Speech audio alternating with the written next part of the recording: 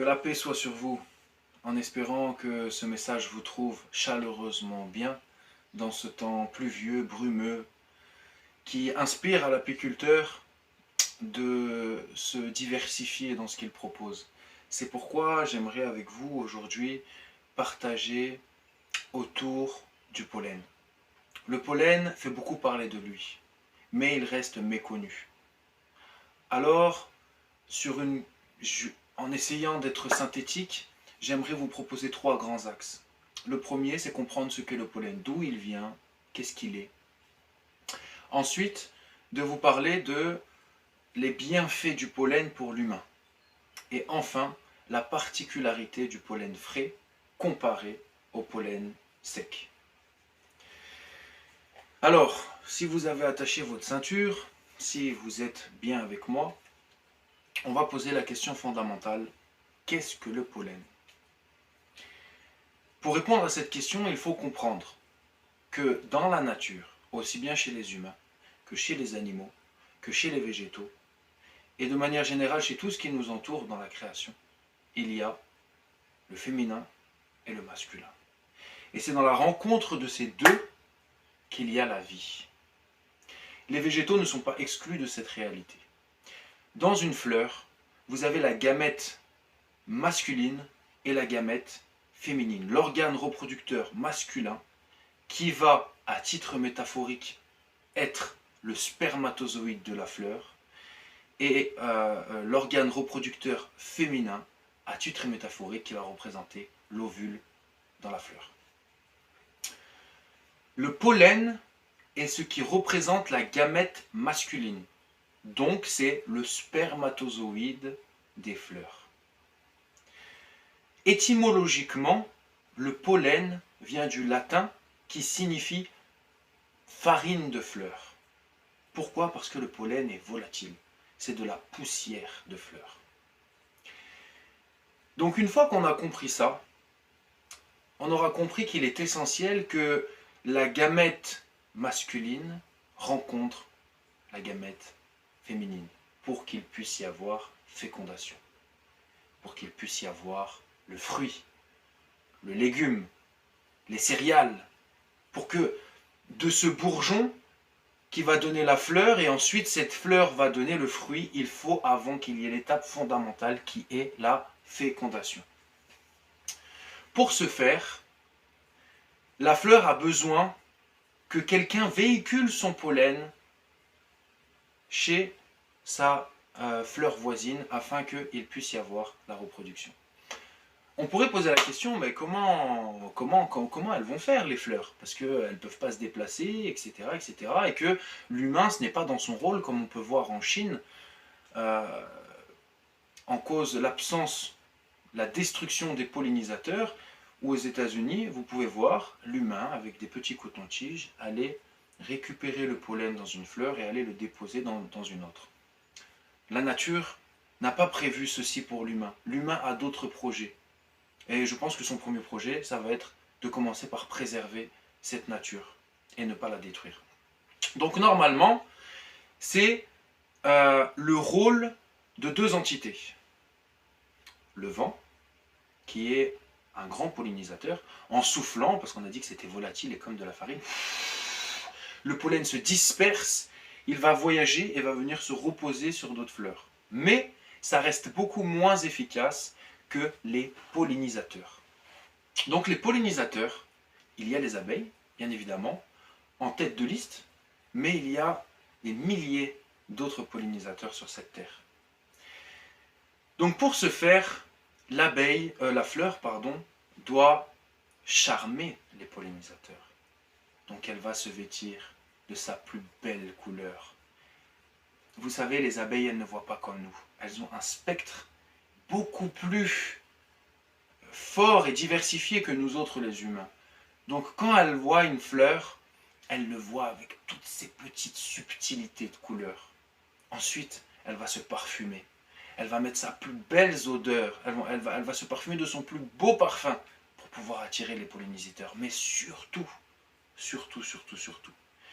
elle va produire un nectar mystique qui va représenter la nourriture des pollinisateurs. Car oui, le miel, c'est du nectar transformé par la trophalaxie, c'est-à-dire c'est les abeilles qui vont changer chimiquement la nature du nectar pour le transformer en miel, mais à la base, le miel, c'est du nectar transformé par les abeilles.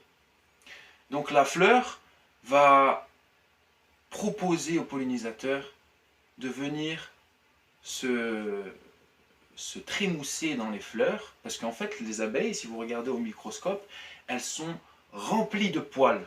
Tout leur corps est composé de poils. Et donc, quand elle vient dans la fleur, eh ben, elle se retrouve toute jaune, ou toute verte, ou toute violet, parce que oui, effectivement, il y a autant de couleurs que de fleurs, que de pollen. Donc, vous pouvez trouver du pollen noir, du pollen mauve, du pollen violet, du pollen, etc. Donc, l'abeille, on va la retrouver au microscope, enduit littéralement tout le corps de pollen. Et ensuite, elle va venir se lécher en mettant un petit peu de miel sur ses pattes pour pouvoir faire des petites pelotes, parce que la nature lui a créé des petites poches exprès pour porter le pollen. Et donc, c'est dans la rencontre de ces deux, que gagnant-gagnant, et on pourrait partir en philosophant et en apportant un peu plus de regard philosophique. Dans la nature, tout est complémentaire. Il n'y a pas une exploitation bête et méchante. C'est toujours une collaboration où l'un apporte à l'autre. La fleur apporte au pollinisateur, déjà petit 1 du pollen, hein, parce qu'en fait quand l'abeille va aller dans une fleur et qu'elle va se vêtir de plein de pollen, quand elle va aller dans une autre fleur, elle va déposer du pollen, et c'est ça qui va permettre la fécondation. Mais le pollen étant la seule ressource de protéines des abeilles. Donc elles vont aussi l'utiliser pour leur propre développement. Mais surtout, elles vont venir récupérer le nectar. Et en échange, la fleur, elle, va pouvoir assurer sa fécondation, va pouvoir assurer sa reproduction en proposant des fruits remplis de graines qui vont permettre la reproduction. Et nous autres, les humains, on est gagnants parce qu'on a les fruits, les graines, le pollen et le miel, le parfum des belles fleurs, la beauté des belles fleurs, et de vivre sur une terre qui est merveilleuse. Voici un petit peu le rôle du pollen et ce qu'est le pollen. Donc je ne suis pas rentré dans les détails avec des termes biologiques, etc. J'ai essayé d'être très synthétique, plutôt dans un esprit créatif, pour que vous puissiez comprendre les collaborations subtiles qu'il y a entre les fleurs et les pollinisateurs. Voilà pourquoi Einstein disait que si les abeilles venaient à disparaître, il resterait 5 ans à l'humanité, car sans elles, pas de fécondation, pas de reproduction, pas de fruits, pas de légumes, pas de graines. Vous serez condamnés à manger des insectes grillés ou je ne sais quoi. Voici un petit peu ce qu'est le pollen. Continuons notre propos concernant les bienfaits du pollen sur l'humain. À titre d'introduction, il faut nous rappeler que le pollen n'a pas attendu notre époque contemporaine pour faire ses preuves dans les bienfaits sur l'humain. Vous pouvez retrouver l'utilisation du pollen dans la physique, dans l'Égypte ancienne, et dans la Chine ancienne également. Et je vais vous renvoyer à 2 ouvrages qui sont les suivants, si vous voulez en savoir plus sur l'utilisation du pollen dans les temps anciens. Alors, vous pouvez trouver l'ouvrage « Ces pollens qui nous soignent » de Guy Trédaniel, « Les remèdes de la ruche » et ensuite, je vais, pour appuyer mon propos, surtout utiliser ce livre du docteur en biophysique, spécialiste de l'abeille, Joseph Emerlet. Voilà. Alors, le pollen, à titre d'introduction, pour que vous puissiez comprendre, je vais citer 2 phrases de ce docteur en biophysique, et je pense que ça va donner le décor de la puissance du pollen. Je commence. Le pollen renferme 20 fois plus de vitamine A et significativement plus d'acide pantotétanique, donc de vitamine B5, d'acide folique, de vitamine B9, de biotine, B8, que les céréales et les fruits et légumes les plus vitaminés. Fin du propos. Autre propos donc de ce même docteur, l'activité antioxydante, point d'interrogation, du pollen est nettement supérieure à celle de la plupart des fruits et des légumes. Je reprends. L'activité antioxydante du pollen, point d'interrogation, elle est nettement supérieure à celle de la plupart des fruits et des légumes. Le pollen, vous pouvez retrouver dans le pollen de l'eau, des minéraux, des oligo-éléments, des fibres, des vitamines, des enzymes, des protéines, des lipides, des sucres, des polyphénols, etc. etc. C'est une super ressource. D'ailleurs, il est considéré comme un complément alimentaire. Et le pollen est aussi très protéiné. D'ailleurs, c'est la seule ressource, comme je l'ai dit précédemment, la seule ressource de protéines des abeilles. Et les abeilles ont besoin de protéines pour se développer. Donc c'est le pollen qu'elles vont donner aux œufs, aux larves, aux nymphes, pour qu'elles puissent se développer. Donc c'est une ressource de protéines. C'est pour ça que dans le milieu du sport, le pollen est très utilisé pour donner de la protéine aux muscles. D'ailleurs, à titre d'exemple, 100 grammes de pollen serait équivalent à 7 œufs. Voilà. Donc synthétiquement, le pollen, c'est un super complément alimentaire. C'est bien plus riche et nourrissant que les meilleurs fruits et les meilleurs légumes en termes de vitamines et aussi dans sa puissance antioxydante. Donc qu'est-ce que c'est brièvement une particularité, la particularité d'être antioxydant? Bah, vous savez, c'est quand on oxyde, c'est quand on pourrit, entre guillemets. Donc quelque chose qui est antioxydant, c'est quelque chose qui va permettre au corps de garder sa vitalité et de ne pas pourrir, tout simplement. Voilà mon propos concernant les bienfaits du pollen sur l'homme. Nous arrivons donc dans la dernière partie de mon propos sur quel type de pollen acheter. Parce qu'effectivement, dans le commerce, nous retrouvons le pollen sec, qui est d'ailleurs à 95%, c'est le pollen que vous retrouvez dans les grandes surfaces, ou même chez les producteurs, tout simplement parce qu'il est beaucoup plus facile à commercialiser. Le pollen versus le pollen congelé, qui lui est un pollen qui doit respecter la chaîne du froid, etc. Donc très très très difficile à commercialiser. Voilà pourquoi on en trouve très peu. Mais, et c'est souvent comme ça, effectivement le pollen frais demande beaucoup plus d'efforts, ça demande des congélateurs, ça demande que les personnes qui souhaitent en acheter viennent avec des sacs isothermes, ça demande une organisation. Mais sachez que le pollen sec est perdant à tous les niveaux. Je ne prends pas parti, bien que je vends du pollen frais. Mais vraiment, ce que je dis, c'est factuel, c'est des recherches scientifiques qui le vont démontrer. Et jusqu'à preuve du contraire, toute personne qui souhaite venir apporter une critique sur mon propos, bien évidemment, je suis le premier, si vous me montrez les choses, à remettre en question mon propos. Mais, il faut savoir que le pollen, déjà, première chose, si vous avez déjà mangé du pollen sec, je pense que tous, vous êtes d'accord pour dire que c'est pas bon. C'est amer, ça n'a aucun goût, on a l'impression de manger quelque chose qui est de la matière inerte. Et pour ceux et celles qui ont goûté le pollen frais, c'est-à-dire que quand je le récolte, tout de suite je le mets au congélateur. Et en fait, il garde toutes ses vertus.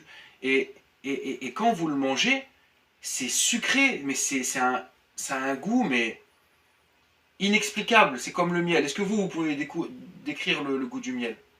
Dans la mystique musulmane, on dit que l'expérience mystique, elle est comme le goût du miel. Personne ne peut l'expliquer par des mots. Sachez que le pollen, à l'image du miel, quand il est frais, il a un goût extraordinaire. Et en plus, chaque pollen a son goût. Déjà, rien que pour ça, essayez d'acheter du pollen frais. Deuxième chose, en termes de vertu. Bah oui, qui dit sécher, dit aussi tuer. il y a tous les enzymes, etc. vont être tués. Donc, afin de parler de manière un peu scientifique, le pollen sec, il y a une diminution de la vitamine E, et s'il a été séché à plus de 40 degrés, vous avez plus de vitamine C. Il désactive les enzymes, disparition des bactéries probiotiques, inhibe la croissance des micro-organismes, etc., etc. Donc, le pollen frais conserve ses particularités, conserve ses bienfaits, alors que le pollen sec tue la plus grande majorité des bienfaits. Bien qu'il en conserve, hein, attention, je ne suis pas en train de dire que le pollen sec, il n'y a aucun bienfait dedans. Autre chose que j'aimerais préciser. Vous savez, moi, mon pollen, je le fais analyser chaque année. Donc, c'est quand même pas mal d'argent. Je crois que c'est 100 € l'analyse. Le pollen voyage de France. Après, il va en Italie, dans les laboratoires les plus pointilleux, pour rechercher toutes les potentielles toxines qu'il peut y avoir dedans. Parce que oui, le pollen est un corps lipophile. C'est-à-dire que c'est un corps gras. Et quand il y a un corps gras quelque part, vous voyez, ça capte toutes les petites cellules qui sont à côté. Donc c'est l'aliment où on retrouve le plus de toxines dans les produits de la ruche, après la cire. Ce qui veut dire que le pollen peut être un bienfait, mais si vous avez du pollen qui est toxique, il vaut mieux prendre du sec. Au moins, vous vous faites moins mal. Vous savez, c'est comme si vous voulez manger du pain complet. Il vaut mieux que le pain complet que vous achetez soit bio, parce que et s'il n'est pas beau, il vaut mieux pas acheter du pain complet, parce que le pain complet, ça veut dire que la graine, elle est dans sa coquille la primitive.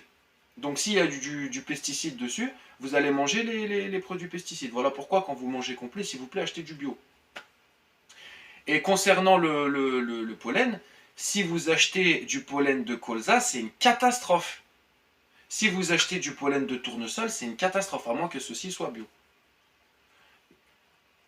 Faites très attention, connaissez l'apiculteur chez qui vous achetez les produits de la ruche. Il faut que le pollen, dans l'idéal, il ait eu une analyse dans un laboratoire afin que vous soyez sûr de ne pas vous empoisonner. Deuxièmement, l'idéal, c'est du pollen fait sur les montagnes, sur des plantes sauvages. Pas dans les grandes cultures humaines. Évitez ça si vous le pouvez. Quand on regarde les analyses de pollen qui sont faites et que vous prenez un peu de documentation dessus, franchement, vous prenez peur. C'est le corps où on retrouve le plus de pesticides, fongicides, herbicides, tout ce qui finit en ide, féminicide, tout, ça vous tue. Donc voilà, vérifiez bien ça, soyez vigilants par rapport à ça. Et pour conclure, tournez-vous vers les apiculteurs de votre région, de votre département, de votre terroir. Demandez-lui sur quoi il prélève son pollen. Et ensuite, demandez-lui potentiellement est-ce qu'il a des analyses. Et troisièmement, même si c'est plus compliqué, achetez du pollen frais. Je vous remercie. Et enfin, pour finir, je vais vous montrer comment je récolte du pollen. Donc, vous savez, ça, c'est ce qu'on appelle une trappe à pollen. Donc, je vais venir visser ça sur une ruche, à l'entrée de la ruche. Tac. Et je vais mettre ça. Et du coup, ça a été calculé. C'est le diamètre, en fait, de la pelote de pollen. Et je vais mettre un panier en dessous, tout simplement. Je vais mettre un panier en dessous, ici, tac. Et du coup, quand les abeilles, elles vont passer, les pelotes vont tomber. Et moi, je vais venir récupérer quotidiennement le petit panier rempli de pollen. Et je vais le mettre ensuite au congélateur. Une fois que j'ai fait ma récolte de pollen, je vais utiliser ce qu'on appelle un tarare. Donc ça, les tarares, c'était ce qui était utilisé avant par nos anciens pour trier le blé, le seigle, etc. Tous les céréales. Donc je vais venir mettre mon pollen dedans et ensuite je vais venir mettre en marche ceci. Ça va venir souffler. Le vent va souffler et toutes les impuretés vont partir ici. Et moi, je récupère mon pollen enfin ici, qui sera le pollen trié. Ça, si vous voulez, c'est un trieur de pollen. C'est pour épurer le pollen. Il y a juste à changer les tamis. Et en fait, vous avez un super trieur à pollen. Sinon, ça coûte 5 000 € dans le commerce. Ça, je l'ai acheté 40 € sur le Bon Coin. Et en plus, il est magnifique. C'est des œuvres d'art, en fait. Hein. Mais je sais ce que vous allez me dire. Mais Lucas, mais c'est dégueulasse de prendre le pollen aux abeilles. Comment elles vont faire pour s'en sortir, etc. Mais oui, vous avez tout à fait raison. Le pollen est la première ressource de protéines. Et si vous êtes trop gourmand, vous allez tuer la colonie, tout simplement. Donc il faut respecter deux choses pour pouvoir prendre du pollen. La première, c'est de récolter le pollen sur une floraison qui est très très pollinifique, où il y a extrêmement de pollen. Et deuxièmement, il faut bien évidemment vérifier les colonies avant et après pour être sûr qu'elles disposent de suffisamment de ressources de pollen afin qu'elles ne soient pas endommagées.